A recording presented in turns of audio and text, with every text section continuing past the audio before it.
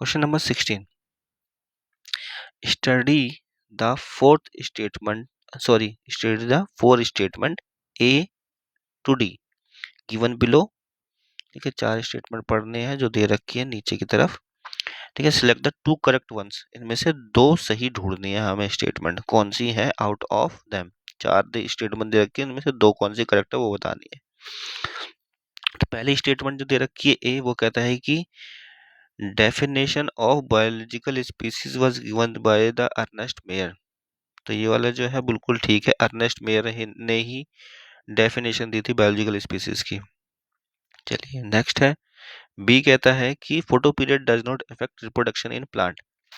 कि photo period जो है वो रिप्रोडक्शन को अफेक्ट नहीं करता है प्लांट में. अगर ये दे रखा है तो ये वाला जो ऑप्शन है ये कहीं ना कहीं गलत हो जाता है, क्योंकि फोटो पीरियड जो लाइट का ड्यूरेशन है कि कितने घंटे लाइट पड़ रही है, कितने घंटे रात हो रही है, ये अफेक्ट करता है इसकी फ्लोरिंग को भी. ठीक है, साथ ही साथ इसके रिप्रोडक्शन को भी.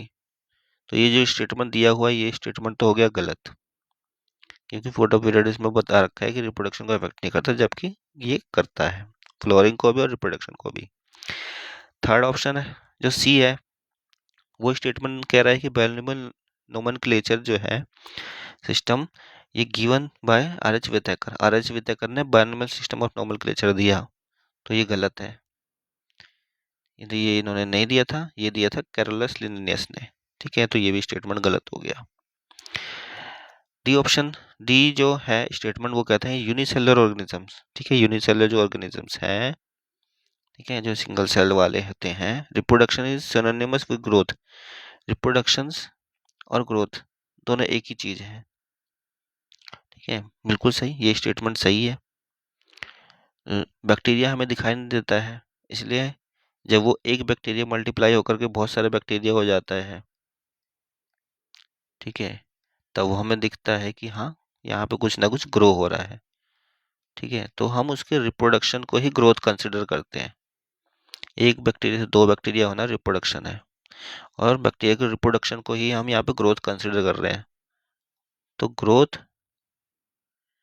और रिप्रोडक्शन यहाँ पे एक सेम चीज हो जाती है.